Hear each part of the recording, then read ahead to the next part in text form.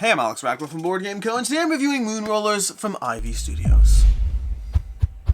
Moonrollers is a 2 to 5 player push your luck dice rolling game which players are trying to roll the dice as fast as they can in order to get, well not actually as fast as they can so much as, fast as you can would keep the game time a little lower, but that's kind of as far as it goes. This over here is a prototype, all rules and components subject to change, and I'll have a link to the campaign down below. But in Moonrollers, the basic idea is you're trying to roll dice in order to check off these attributes on these various cards on the table. So our starter turn, for example, is going to be going ahead, rolling some dice. I don't know why I did 4 dice. You can have 5 dice. Look at that, over here, plain and simple, I got these dice over here. There's a few things I could do. I could take all 3 of these and immediately assign it to any one attribute on these cards. For example, I could go ahead and assign it to that attribute, which maybe I do. Honestly, let's go ahead and do that and show you how this plays out. I'm going to take these 3 dice, I'm going to set them aside, I'm going to put this cube, one of my cubes, on there. Because it has a hazard symbol on top of it, I'm going to take 2 hazards, I'm going to go ahead and look at them, and I'll take that 5-pointer. It has 2 hazards on it, which might be a bad thing, but we'll come back to that later, and I'll put it in front of me. I now have 2 dice left, and yes, I will go ahead and roll them, and you'll see why in a second. Whoa! I just got 2 wilds. This is a great sample experience over here. But I just got 2 wilds. These I can assign to whatever I want. So I'm going to go ahead and assign these to this attribute over here. I'm going to assign these over here and call it a day on this card. There's no hazard symbol on it, so we're kind of done as far as those things go. I'm going to go ahead and grab some more of these cubes now, so you simulate some other people's turns, so you can see as we go around robin different ways this plays out. Now before we go further on another person's turn, because I'm all done, I've used my dice over here, I've used all 5 dice on the 3 and the 2, and if you think you know how to play, we got a lot more as far as how this system operates. But the first thing to note is that getting those numbers are worth points. This card, once this card is complete over here, once we have all 4 of these boxes checked off, over here on the score track, we're going to go ahead and move up blue. However many numbers he has, right now 5, he's going to move up the score track. So they will directly translate into points, and points directly translate into how you win. How the game end triggers is a different conversation. But let's go ahead and take someone else's turn. Let's pretend we're doing Pink's turn over here. So we're going to go ahead and roll some dice over here. Again, we have those 5 dice. That, by the way, unfortunately, is a common problem to have these bouncing around in the game. But we'll talk about that some other time. Over here, you know what? I could go ahead and start on this card if I want to. In fact, I could start off from that card. Let's go ahead and do that. Getting an early turn hit, I'll do this green over here. So I'm going to roll this green, and I'm going to start by assigning this pink over here. Now, a few things you've noted. One is this one requires 3, and I only have 1 right now. So how does that work? Well, I can go ahead and roll these 4, and as long as I don't bust, we're fine. Busting means that if I can no longer commit any greens, so if I roll no greens and no wilds, we're going to bust. So let's see how this plays out over here. We're going to go ahead and roll. And look at that, we got a green. We're perfectly good to go. So we're going to set aside that green again, and we're still fine. We're just going to look over here. We have 2 green. We're currently working on that attribute. Sure enough, I'm going to go ahead and go again because I want to see how this plays out. We're going to go ahead and roll, and we got a green, and we got, ooh, here's where things are going to get interesting. You're about to see an interesting turn because I got a green, which is enough to get those, but I also got purples. Purples over here, this little plus symbol, means I grab 2 dice from the pool over here, and I add them to the pool. So we now have 4 dice, and I have to go ahead and work on this card. Basically, once you start on a card for the round, you can't switch to another card. You can only work on that card for that round. You can do another card different round, but this round, I'm only working on Ryan. Now, the interesting thing over here is if I bust, I lose all progress. You want to take that into account, which means right now, if I don't roll a single wild or yellow, I'm in trouble. So let's go ahead and roll. Let's see what we got over here. Let's see what we got. And we rolled a yellow and a wild. We're good to go. We're going to take that over here, put this on the card, take these 2 hazards, look at them. I'll take the 1, primarily because I don't really have a choice over here, put it off to the side. These will slide down over here, and then we'll go ahead and give points. Blue will get 5 points because they have 5 pips worth, and purple is going to get 4 points. They're going to get 4 pips worth. Purple cannot work on another card this turn, unfortunately, but what they can do is because they completed the card, they're going to get the card and its associated ability. It doesn't matter how many other things have what. It doesn't matter if the other person has 3 and you have 1. If you're the one who finished the card, you get the card and its associated ability, which means now, whenever I roll 2 damage, or 2 plus damage, I get to roll 2 supply dice and keep any that are wild. So if I go ahead and roll a bunch of these over here, let's say if I have a roll that goes like this, I get to go ahead and grab 2 of these, and I get to keep any that are wild. Unfortunately, none were in that roll, but hey, we're going to keep rolling and see how long we take advantage of this. This goes in front of us. A new card is going to come out from the market over here. We're going to put a new card into play, so we have, again, 6 cards out, and this is going to go to my personal pool of cards, so I can add it to however many cards I currently have. That's actually blue over there. I mentally have that as blue. That's a different conversation. Either way.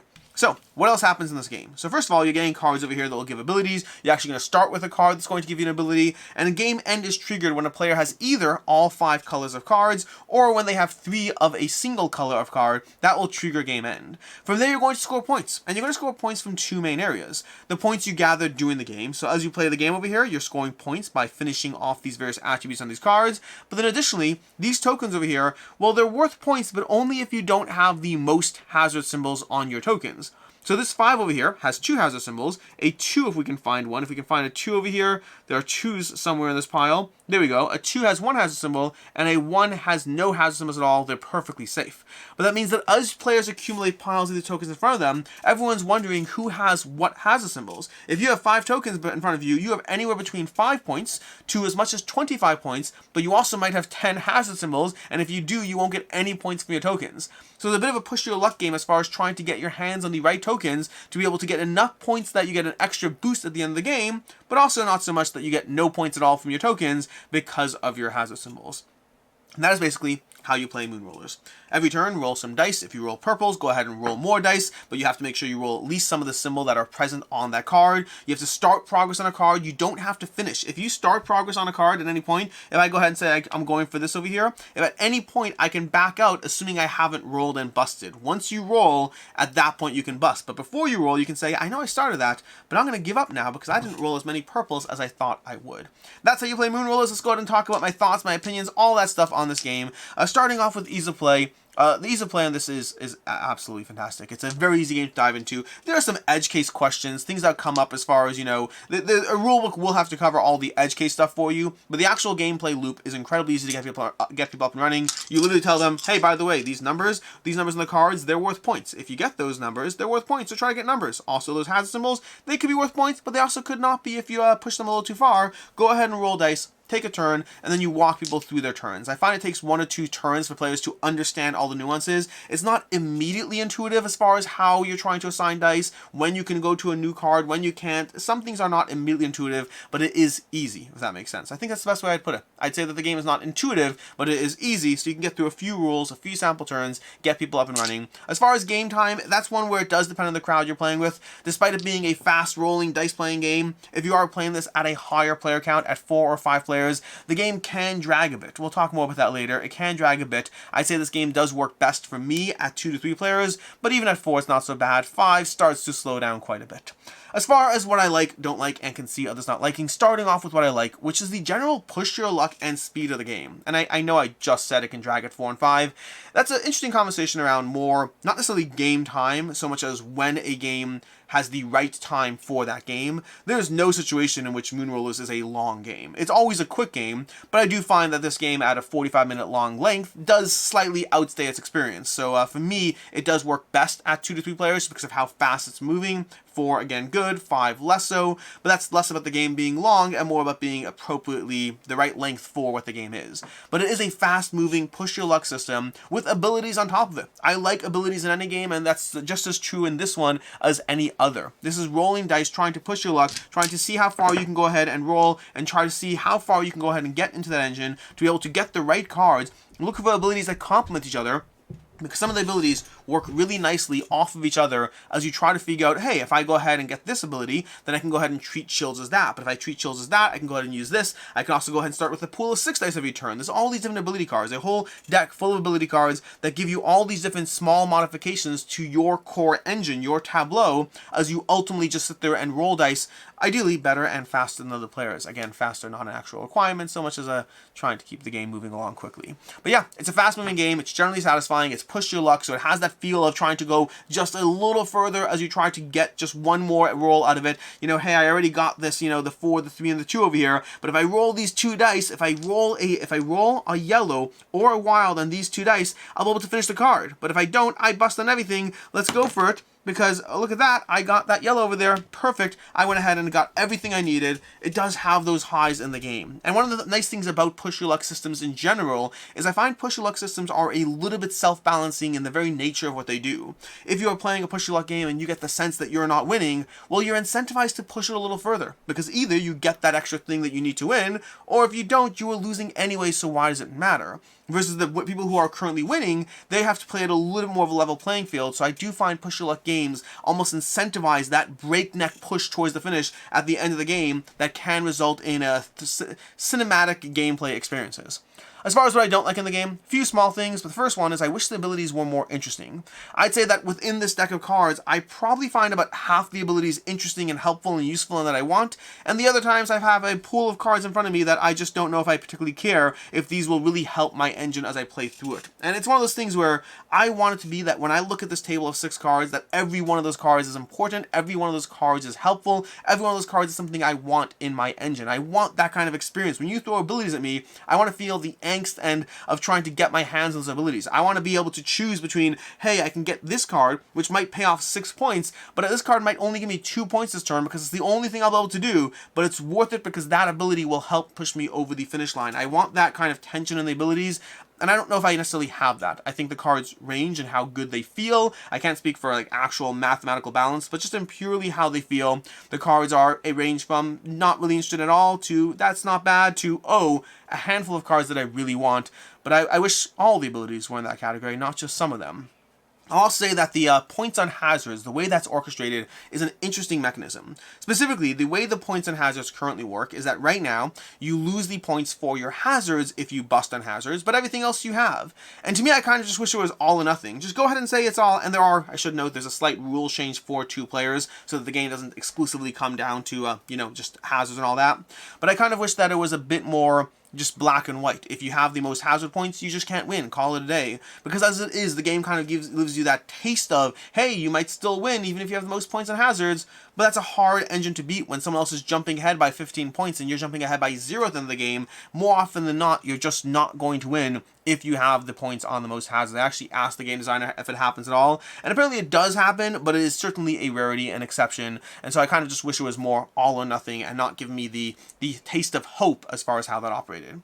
As far as I can see others not liking, a few small things. First of all, you will have times and situations where a card just has 3 slots in it, and again, you just have a dead card here effectively. Someone has to give up their entire turn to get this 1 point on the card. Granted, it's 1 point with hazards, but still, someone has to give up their entire turn to give it this 1 point on the card, which just leaves us as a bit of a dead card in the field. It's not really paying off anyone as you go. Now, I will say that the reason I have this in what I can see others not liking, and why it's not a problem for me, is practically speaking across my games, that hasn't been a problem that often. Sometimes towards the end of the game, there's one card that might be a little dead, which somebody will try to close out at the end just to get the points they have stuck on them, because players are, effectively, you don't get the points until that card is removed. So that 4 points for yellow, right now that's nothing for yellow, so yellow might be a drop more incentivized to go ahead and close it out, and that's not yellow, that's orange. Yellow might be a drop more incentivized to get the points and close it out, and so endgame those will clear, but again, it hasn't, practically speaking, been that much of an issue for me in my plays yet, but it is something that does happen a little bit towards the end of the game, and could happen, so I'm including it as a potential issue, that the card pool can clog up as cards become less appealing if you find yourself constantly going down to that 1 point. Again, by the way, if the abilities were super cool and awesome, I don't know if that would necessarily be as much of a problem, because you'd always want to be a bit more tempted to get that ability if it works well for your engine. I'll say this is a game that involves push your luck, and as a game that involves push your luck, that also means it involves busting. There are times where you roll dice, you go for the odds, you do what you can. Hey, all you need to do is get a single yellow on 4 dice over here, a yellow or a wild, and then before you know it, you don't. In this case, I actually did. That's a different story. But you could find yourself pushing against busting against the odds. That is something that does happen in any push your luck game, and that's true here as well. If the push your luck genre hasn't worked for you, or doesn't work for you, or you're scared of that kind of concept, this is a game where you can have an incredibly satisfying gameplay experience. You can also feel that the first few rounds, Jack got ahead and kept rolling and has 2 abilities, and your first few rounds were nothing, and so now he's just playing on a higher playing field the entire game. You can absolutely have that experience as well. Which brings us to final thoughts on Moonrollers. And I overall enjoyed this game. This one it takes place in the Moonmakers universe by IV Games. It has some of the same similar aesthetic, while being slightly different in the cartoonized art. They're going to have their own deluxeifications, and this is, again, prototype. This is purely a prototype, not the final game and all of that. But ultimately, this is a satisfying experience. This gives me push your luck. It gives me that roll and right feel. It's not really a roll and right game, but it has that roll and right feel to it. It's fast moving. It gives you powers and abilities. I like it a lot. My biggest critique, it's not really a critique, my biggest thing that I want from the game is I wish the abilities were just more and more interesting. That could easily elevate it for me.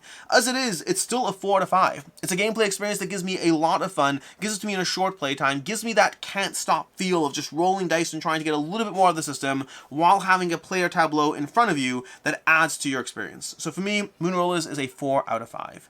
As far as other game recommendations, first of all, I just said it, but Can't Stop. One of the classic push your luck games that is still a classic for a reason is Can't Stop. It's an amazing experience, it has stood the test of time, and it's one you should definitely check it out if you like push your luck games. And if you're looking for something a little bit more recent with lots of powers and abilities, if you notice a trend here, it's true, I do enjoy powers and abilities, but there's Cubitos from AEG. Cubitos is going to give you that push your luck engine, but with a host of powers and abilities that are mixed up game to game that results in a fantastic racing experience.